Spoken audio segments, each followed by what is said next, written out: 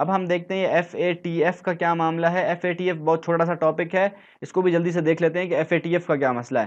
Financial action task force, یہ آپ کی جو ہے نا ایک آرگنائزیشن آپ کو پتہ ہے کہ بنائی گئی ہے آپ کے ڈیولپڈ کنٹریز ہیں, ٹھیک ہے, انہوں نے یہ بنائی ہے, جیسے کہ آپ کے USA وغیرہ ہے, انہوں نے یہ آرگنائزیشن بنائی ہے تاکہ چیک رکھا جا سکے آپ کے ٹیرر فنانسنگ کے اوپر.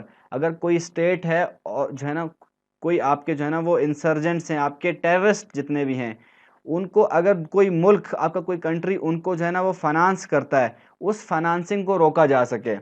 فار انسٹنس کہ ایران کے اوپر الزام لگایا گیا, عراق کے اوپر لگایا گیا کہ بھئی یہ ٹیررسٹ کو فنانس کرتے ہیں, تو ان کو پھر کیا کیا کہ FATF کی آپ کی جو ہے نا جو بلیک لسٹ ہے اس کے اندر ان کو ڈال دیا گیا, ٹھیک ہے.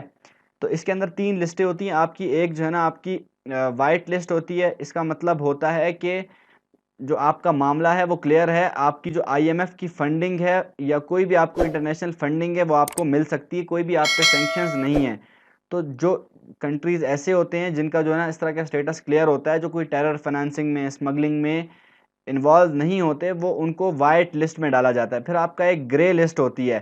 گرے لسٹ میں وہ ہوتا ہے کہ آپ کی بیسیکلی ایک وارننگ کی آپ کی جو ہے نا وہ لسٹ ہوتی ہے کہ جو بھی گرے لسٹ میں آئے گا اس کو اب وارننگ مل گئی ہے کہ بھئی سیدھے ہو جاؤ, تمیز سے ہو جاؤ, ورنہ جو ہے نا آپ کو ہم کیا کریں گے, پھر آپ کو بلیک لسٹ میں ڈال دیا جائے گا. الٹیمیٹلی بلیک لسٹ میں ڈال دیا جاتا ہے. بلیک لسٹ کیا ہے, بلیک لسٹ کی میں جب آپ آ گئے تو آپ کو IMF کی اور انٹرنیشنل فنڈنگ جو ہوتی ہے وہ آپ کو نہیں ملے گی.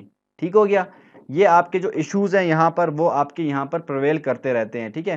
اسی طرح سے آپ کے اور جو ہے نا آپ کے کچھ ایشوز ہیں جو آپ کے FATF کے اندر ہیں کہ ٹیررسٹ آرگنائزیشنز جو ہے نا آپ کی وہ یہاں پر اوپنلی آپریٹ کرتی رہتی ہیں, ٹھیک ہے.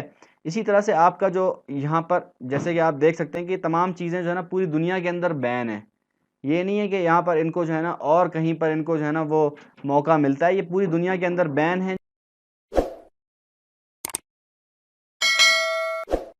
جو آپ کی ٹیررسٹ آرگنائزیشنز وہ پاکستان کے اندر اوپنلی آپریٹ کر رہی ہیں, ٹھیک ہو گیا.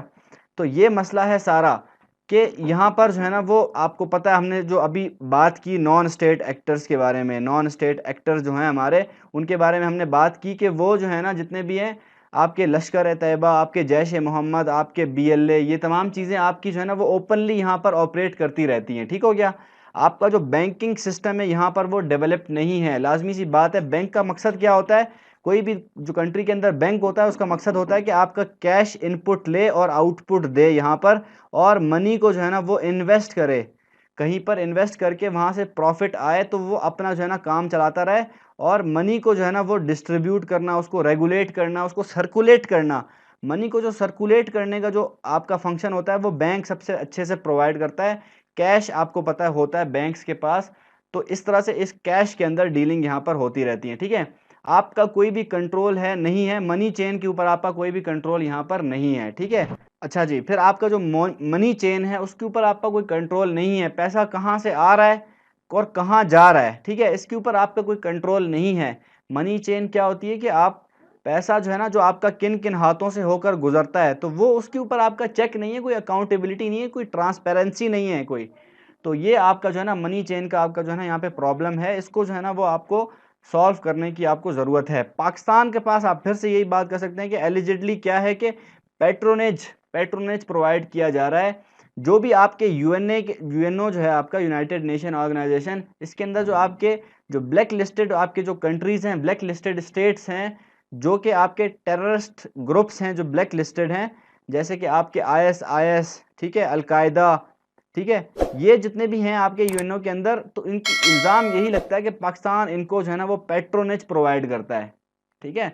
تو یہ آپ کا جو ہے نا مسئلہ ہے. اسی لیے پاکستان کا جو ہے نا ایشو بنا ہوا ہے FATF کا, کہ پاکستان کو اب جو ہے نا ہم دیکھتے ہیں کہ پاکستان کو کون سی لسٹ میں رکھا گیا ہے. پرابلمز ریلیٹنگ جیوگرافی, آپ کو پتہ ہے ایران ہے اور ایک طرف افغانستان ہے, پھر آپ کا انڈیا بھی ہے, ٹھیک ہے. ایران, افغانستان, انڈیا, ان کی وجہ سے آپ کو پتہ ہے انڈیا سے بھی آپ کے جو ہے نا وہ آتے ہیں لوگ, جو ہے نا وہ آپ کو کلبھوشن یادو یہاں سے آتا ہے, اور یہاں سے BLA کو جو ہے نا سپورٹ کیا جاتا ہے انڈیا کے ذریعے. افغانستان آپ کو پتہ ہے کہ جو آپ کے جو وزیرستان ہے اس کے اندر آپ کے کافی لوگ آتے ہیں افغانستان سے. ایران آپ کو پتہ ہے کہ بلوچستان میں آپ کے جتنے بھی جو شیعہ ہیں, شیعہ آپ کے لوگ ہیں, ان کو ایران آپ کا سپورٹ کرتا ہے, ٹھیک ہو گیا.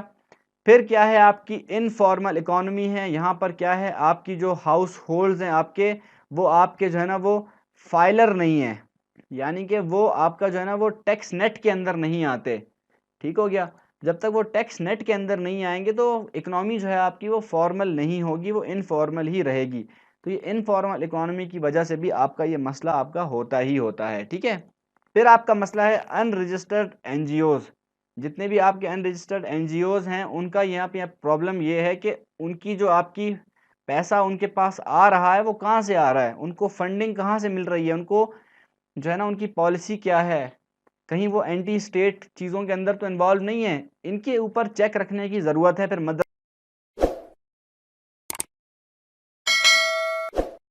مدرسہ جو فنڈنگ ہے, اسی طرح سے مدرسے کے اوپر بھی چیک رکھنے کی ضرورت ہے کہ مدرسے کو فنڈنگ کہاں سے آ رہی ہے, ان کی پالیسیز کیا ہیں.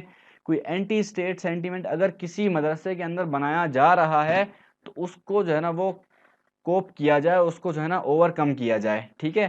یہ ایف اے ٹی ایف کے آپ کے مسئلے آ گئے پاکستان کے اندر. اس کو ختم کیسے کرنا ہے, اس کے سولوشنز بھی آپ کو میں یہیں پر آپ کو جو ہے نا جلدی سے بتا دیتا ہوں کہ آپ نے کیا کرنا ہے. سب سے پہلی بات, آپ نے جو اپنے بارڈرز ہیں ان کو آپ نے جو ہے نا وہ سیکیور کرنا ہے. ٹھیک ہو گیا. آپ نے ان کے اوپر فینسنگ کرنی ہے. ٹھیک ہے. آپ نے کیا کرنا ہے, آپ نے جو ہے نا وہ ٹیکسیشن کو آپ نے جو ہے نا ٹیکسیشن کے اندر جو ہے نا آپ نے ریفارمز لانی ہے. کیسے کہ آپ جو ہے نا جو آپ کا انڈائریکٹ ٹیکس ہے اس کو آپ ڈائریکٹ ٹیکسیشن میں آپ لاؤ گے. جو آپ کا ریگریسو ٹیکسیشن ہے اس کو آپ پروگریسو ٹیکسیشن آپ کرو گے. ٹھیک ہو گیا. یہ آپ کے جو ہے نا سسٹم ہو جائیں گے. مدرسے کی جو آپ کا مدرسہ سسٹم ہے اس کے اوپر آپ چیک رکھو گے. ٹھیک ہے, کہ اس کی فنڈنگ کہاں سے آتی ہے, تمام چیزیں آپ کو پتہ ہوں گی. پھر آپ اور کیا کر سکتے ہو, یہاں پر آپ اور کر سکتے ہو کہ آپ اپنی جو ہے نا وہ کرپشن کو, جو آپ کی منی لانڈرنگ ہوتی ہے, جو آپ کا منی لانڈرنگ ہوتی ہے اس کو آپ جو ہے نا کنٹرول کریں گے. آپ اپنا جو ہے نا کرپشن کو کنٹرول کریں گے. تو آپ جو ہے نا وہ فی الحال آپ کو پتہ ہے پاکستان جو ہے نا وہ ایف اے ٹی ایف کی جو بلیک لسٹ ہے, سوری بلیک لسٹ میں نہیں ہے, بلیک لسٹ میں ہوتا تو کیا ہوتا ہے, اس کا گرے لسٹ جو ہے اس میں آپ کا پاکستان اس وقت لائے کرتا ہے. ٹھیک ہے. تو یہ آپ کے کچھ سولوشنز آ گئے. آپ اس میں اور بھی بہت سارے سولوشنز دے سکتے ہیں جس میں آپ بتا سکتے ہیں کہ آپ اپنے جو نیبرز ہیں ان کے ساتھ آپ اپنے اچھے ریلیشنز کریں گے. جیسے کہ آپ کا مڈل ایسٹ کنٹریز ہیں, کیونکہ انہی کے تھرو آپ کی منی لانڈرنگ ہوتی ہے. ٹھیک ہے. تو آپ منی لانڈرنگ کو کنٹرول کرنے کے لیے آپ مڈل ایسٹ سے اچھے تعلقات بناؤ گے, تاکہ آپ کے اگر کوئی بھی آپ کا وہاں پر بندہ ایسا ہے جو آپ کا پیسہ وہاں پہ بھیج رہا ہے, تو آپ کے جو مڈل ایسٹ کے کنٹریز ہیں ان کے ساتھ اگر اچھے تعلقات ہوں گے تو آپ کو ہیلپ کریں گے, اس بندے کو, اس اسپیسیفک بندے کو پکڑنے میں آپ جو ہے نا ہیلپ کریں گے. اور پھر آپ کی یہ جو ہے نا آپ کا یہ اکنامی آپ کی جو ہے نا وہ تباہ ہو رہی ہے. آپ ایف اے ٹی ایف میں جا رہے ہیں. ایف اے ٹی ایف میں اگر آپ گرے لسٹ میں, تو اب آپ کو وارننگ ملی ہوئی ہے کہ بھائی آپ کو جو ہے نا اگر آپ نے اپنے یہ مسئلے حل نہیں کیے تو اب آپ کو پھر بلیک لسٹ میں ڈال دیں گے. اور بلیک لسٹ میں اگر آپ آ گئے ایک دفعہ تو پھر آپ کو جو ہے نا کوئی بھی انٹرنیشنل سپورٹ نہیں ملے گا. جیسے کہ ایران ہے, آپ نے دیکھا ایران کو بالکل آئسولیشن میں ڈال دیا ہے. تو پھر آپ ایران بھی, آپ کو پتہ ہے ایران آپ کا اس وقت بلیک لسٹ میں آلریڈی موجود ہے. تو ایران کے اوپر آپ کو پتہ ہے اچھی خاصی سینکشنز آپ کو پتہ ہے لگائی ہوئی ہیں. تو یہ سینکشنز سے بچنے کا طریقہ یہی ہے کہ آپ ان سولوشنز کے اوپر کام کریں, اپنی اکاؤنٹیبلٹی کے اوپر کام کریں, ٹرانسپیرنسی کے اوپر اپنے کام کریں. ٹھیک ہے. تو یہ آپ کا ایف اے ٹی ایف کے تمام مسئلے ہو گئے.